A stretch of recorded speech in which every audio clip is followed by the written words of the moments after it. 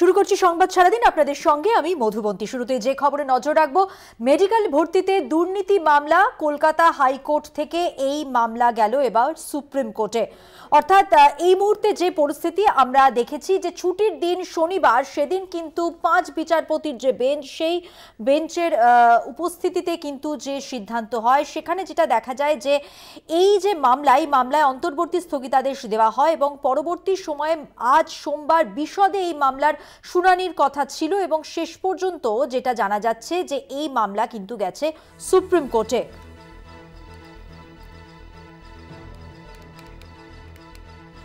জানিয়ে রাখি, কলকাতা হাইকোর্টের 2 বিচারপতির সংঘাতে সুপ্রিম কোর্টের স্বতঃপ্রণোদিত পদক্ষেপ। শুনানিতে সুপ্রিম কোর্টের প্রধান বিচারপতি যেটা জানান, হাইকোর্টের মর্যাদা যাতে ক্ষুণ্ণ না হয় সেই বিষয়টিকে মাথায় রেখে মেডিকেল কলেজে ভর্তি সংক্রান্ত মামলা সুপ্রিম কোর্টে স্থানান্তর। অর্থাৎ কলকাতা হাইকোর্ট থেকে এবার তা সুপ্রিম কোর্টে স্থানান্তর। 3 সপ্তাহ বাদে এই মামলার ফের শুনানি। সোমবার এই মামলার বিশদে শুনানি হওয়ার কথা ছিল এবং তারপর যা নির্দেশ তা হলো এই মামলার হস্তান্তর হয়েছে সুপ্রিম কোর্টে।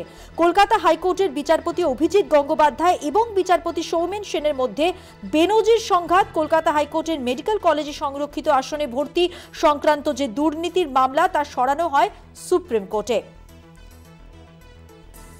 যেমনটা বলছিলাম, মেডিকেলে ভর্তিতে দুর্নীতি মামলা কলকাতা হাইকোর্ট থেকে সুপ্রিম কোর্টে সরেছে। আদালত জানায়, প্রধান বিচারপতির হাইকোর্টের প্রশাসনিক প্রধান তিনি প্রয়োজনীয় পদক্ষেপ করবেন। 3 সপ্তাহ পর মামলার পরবর্তী শুনানি। জানিয়ে রাখি, সব পক্ষকেই হলফনামা দেওয়ার নির্দেশ দেওয়া হয়েছে। যেমনটা বলছিলাম, 2 বিচারপতির সংঘাত একেবারে চরম পর্যায়ে পৌঁছানোর কারণে এই মামলায় স্বতঃপ্রণোদিত হস্তক্ষেপ করে সুপ্রিম কোর্ট। এই মামলা দেশের শীর্ষ আদালতেই শোনা হবে বলে জানান প্রধান বিচারপতি ডিওয়াই চন্দ্রচূড় এবং মেডিকেল মামলার সব পক্ষকে লিখিত হলফনামা জমা দেওয়ার নির্দেশ সুপ্রিম কোর্টের। কেন্দ্রীয় সরকারের পক্ষ থেকেও সোমবার সুপ্রিম কোর্টে কিছু বলতে চেয়েছিলেন সলিসিটর জেনারেল। প্রধান বিচারপতি তাকেও লিখিত বক্তব্য জানাতে বলেন। শীর্ষ আদালতে হাইকোর্টের সিঙ্গল বেঞ্চের বিরুদ্ধে সওয়াল করেন রাজ্যের আইনজীবী কপিল সিব্বল। কোন বিষয় 2 বিচারপতির সংঘাত চরম পর্যায়ে পৌঁছতে পারে কি, প্রশ্ন তোলেন তিনি এবং মেডিকেলে ভর্তি মামলায় সিবিআই তদন্তের নির্দেশ দিয়েছেন বিচারপতি। তারপর থেকে যা হয়েছে ঘটনাক্রম আপনাদের সামনে আমরা তুলে ধরেছি।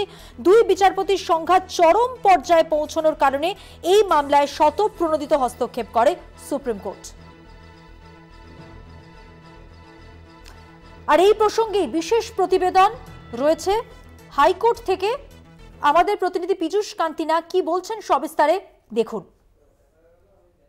সংরক্ষিত আসনে ভর্তি সংক্রান্ত মামলার কলকাতা হাইকোর্ট থেকে স্থানান্তর হল সুপ্রিম কোর্টে। সুপ্রিম কোর্টে প্রধান বিচারপতির নেতৃত্বে 5 বিচারপতির বিশেষ বেঞ্চ পরিষ্কারভাবে জানিয়ে দিলেন এই মামলার শুনানি গ্রহণ করবে সুপ্রিম কোর্ট। ফলে বিচারপতি অভিজিৎ গঙ্গোপাধ্যায় ও বিচারপতি সৌমেন সেনের ডিভিশন বেঞ্চে যে মামলা বিচারাধীন অবস্থায় রয়েছে তা কিন্তু এবার সরাসরি বিচার পর্ব চলবে সুপ্রিম কোর্টে। এদিন মামলার শুনানি চলাকালীন রাজ্যের আইনজীবী কপিল সিব্বল আদালতের কাছে বারবার দাবি করেন যে এই ধরনের নতুন কোনো মামলা দায়ের হলে তা কিন্তু বিচারপতি অভিজিৎ গঙ্গোপাধ্যায়ের এজলাসেই শুনানি হবে এবং শুনানি চলাকালীন তিনি নতুন মামলার ক্ষেত্রে একইভাবে নির্দেশিকা জারি করতে পারেন, সেই আশঙ্কা করছে রাজ্যের আইনজীবী। পাশাপাশি অভিষেক বন্দ্যোপাধ্যায়ের আইনজীবী মনু সিংভি আদালতের কাছে দাবি করেন যে বিভিন্ন মামলার শুনানি চলাকালীন বিচারপতি অভিজিৎ গঙ্গোপাধ্যায় অভিষেক বন্দ্যোপাধ্যায় সম্পর্কে বিভিন্ন মন্তব্য করে থাকেন। ফলে এই 2 আইনজীবীর এই সওয়ালের প্রেক্ষিতে আইনজ্ঞ মহল মনে করছে যে তারা বিচারপতি অভিজিৎ গঙ্গোপাধ্যায়ের এজলাস থেকে এই মামলা সরাতে চান।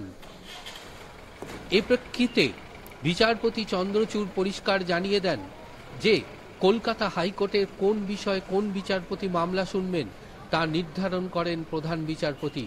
সুতরাং এ ব্যাপারে বিশেষ বেঞ্চ কোনোভাবেই হস্তক্ষেপ করল না।